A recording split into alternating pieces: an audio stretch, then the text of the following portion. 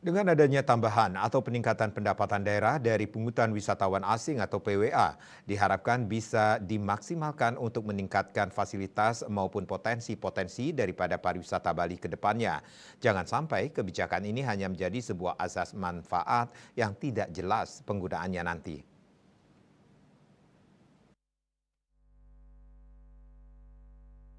Pungutan terhadap wisatawan asing turis levy sebesar $10 Amerika Serikat atau Rp150.000 per orang telah resmi diberlakukan sejak 14 Februari 2024. Ketua Komisi 1 DPRD Tabanan, Iputu Eka Putra Nur Cahyadi mengatakan, tentu dengan adanya tambahan atau peningkatan pendapatan daerah ini diharapkan bisa dimaksimalkan untuk meningkatkan fasilitas maupun potensi-potensi daripada pariwisata Bali ke depannya. Jangan sampai kebijakan ini hanya menjadi sebuah asas manfaat yang tidak jelas penggunaannya nanti. Bagaimanapun juga kebijakan pungutan ini akan berdampak langsung kepada pelaku pariwisata yang berpikir bahwa wisatawan yang datang ke Bali ditambah beban lagi sebesar Rp150.000. Tapi tentunya dengan fasilitas-fasilitas yang tentunya meningkat, kita harapkan ini akan seimbang sesuai.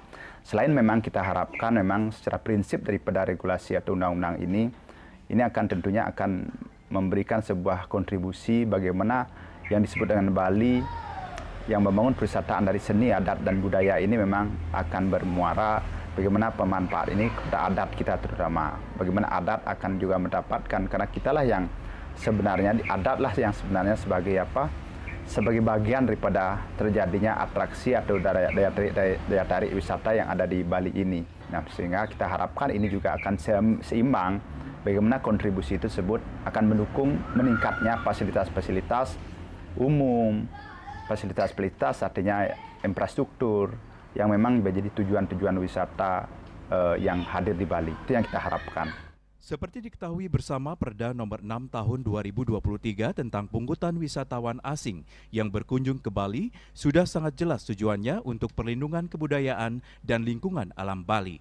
Selain untuk meningkatkan fasilitas pariwisata, pendapatan dari pungutan ini diharapkan juga untuk fokus terhadap pemeliharaan kebudayaan dan alam Bali.